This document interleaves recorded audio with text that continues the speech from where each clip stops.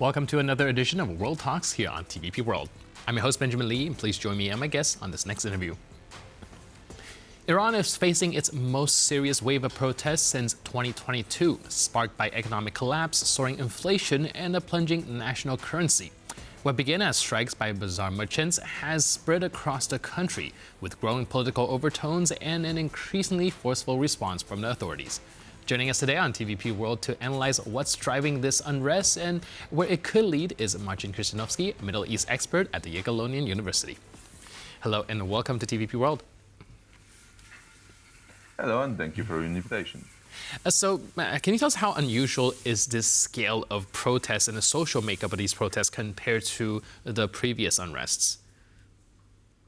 At the moment, current protest in scale, if you consider the number of participants, is much smaller than last protest after the Mahsa Amini's death. Mm-hmm. But they are growing in numbers with the harsh response from the side of the government. The protests also are widespreading geographically. At the moment, there were reports about protests in approximately 31 cities across almost whole Iran, but mostly its central and southern part, especially in Pars province. Right. Do you think that this is mostly just economical, or is there a point where it's going to trigger a deeper political anger? Most probably, the protest will not change the current status quo, although we'll see. The trigger for the protest was a sharp increase in the price of the US dollar, which harmed the importers of electronic devices, especially mobile phones. And the mobile phones sellers were the first to strike at 28th of December, and their protest sparked and led to a protest in another cities and in another branches of Tehran Bazaar.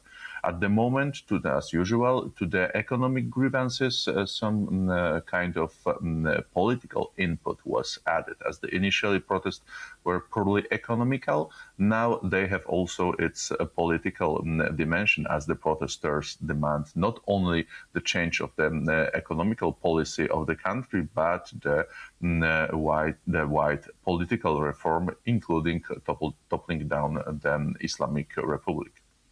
Right. Do you think that this will escalate to something that actually has any political sway that could actually change things, or this will turn into another crackdown and with the government kind of consolidating power to kind of make it go away?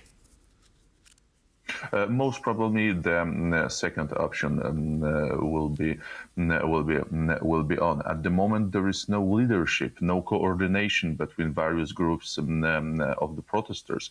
So the government is able to pacify, to crack down single groups of protesters, as long as there is no one political leader and united political front. There will be no substantial danger for the Islamic Republic. However, such protest always have a potential to become something bigger. But as I said, as long as there is no united political front, there is no alternative to political alternative to Islamic Republic formulated, the protest will be in vain. Right. Speaking on not being united, I'm also seeing some contradictions within how Iranian government is dealing with it itself. At the same time, they're calling for an open dialogue, but at the same time, we're also looking at some of these very violent crackdowns as well. What is this kind of duality and this two-track nature of trying to deal with the protest tells us about how the government is approaching it? Usual style of dealing with the protests in Iran is that initially, as long as there is no call for political change or regime change, the protesters can have some free time on the streets. But soon after the political dimension is added to the protests, the police forces will try to crack down the demonstration and the protesters, including by using live bullets and tear gas and water tanks. And as we could witness today, as unfortunately current body count of the police forces is 7 casualties, and unfortunately I think in the next few days that number will increase. Right. We're also seeing a quite perplexing situation where the leaders within the Iranian government have very incoherent messaging, with the president almost taking a very apologetic tone, saying, quote, people are dissatisfied and we are at fault. And now telling the populace not to blame America, but the government needs to take responsibility. On the other hand, we also saw Ali Larijani, the Iran Supreme Leader advisor, saying, quote, well, Trump should know that U.S. interference in this internal matter would mean destabilizing the entire region, and of course, alluding to the U.S. connection with Israel, and also a lot of hidden strong language there, targeting external forces instead of taking responsibility. What do you think contribute to this kind of incoherent message within the country's administration itself? The composition of Iranian political scene. Both statements are targeted for more internal than external use. Pezeshkian, as a reformist, is trying to start a kind of real significant dialogue with the protester to avoid bloodshed.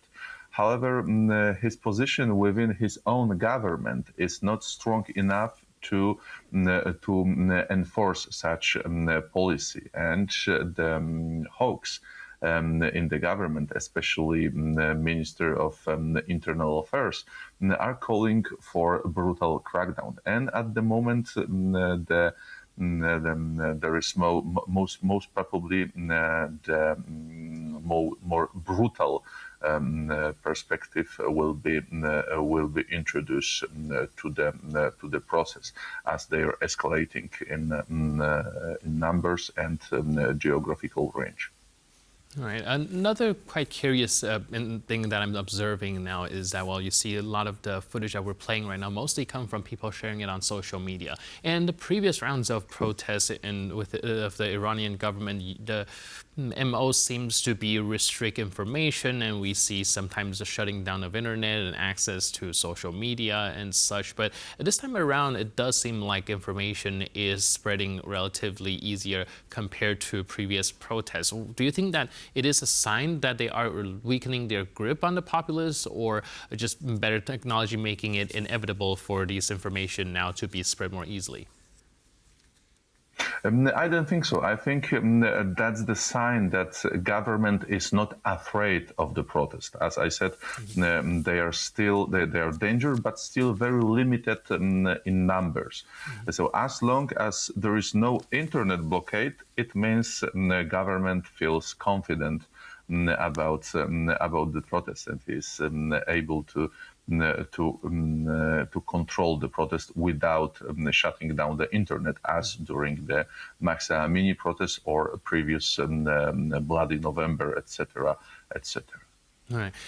One thing I also like to get your opinion on is the Washington administration's response to it. Now, we saw a social media post by U.S. President Donald Trump saying, quote, if Iran shots and violently kills peaceful protester, which is their custom, the United States of America will come to their rescue, and we are locked and loaded and ready to go. Thank you for your attention to this matter.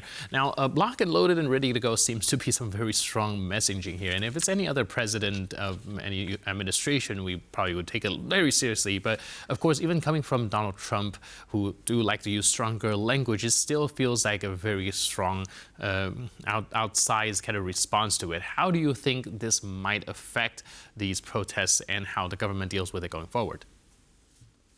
Definitely, the phrasing is very strong and very unusual in the diplomatic world, in the world of international relations.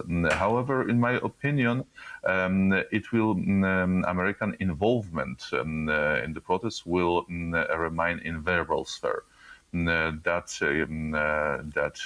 I mean, not tweet, that text from social, post from social, through social, most likely will be the last thing from the side of the U.S. administration toward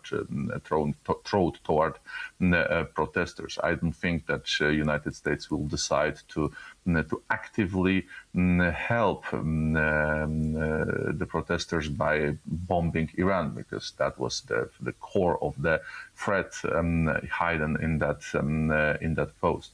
But I'm sure that United States intelligence agencies are trying to help to form Iranian opposition within Iran.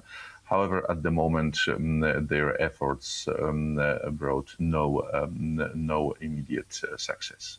Right. So, if this unrest continues to escalate in the year 2026, what are the realistic scenarios for Iran's political future going forward? Do you see a sort of reform? Do you see more repression or even fragmentation? As long as the Ayatollah Khamenei, the supreme leader of Iran, is in charge, no significant change in policy, internal or external, is possible. With the election of a new leader, there is a chance for such substantive changes, but I don't think that we will witness another revolution in Iranian policy or the society. Most probably, in the next few days, the protest will fizzled off its energy, and situation will go back to status quo ante. However, such protest will occur again, and there will be a day when the protest will reach a critical mass of frustration, and government of the Islamic Republic will have real problem and will be in danger and will have to fight for its own survival.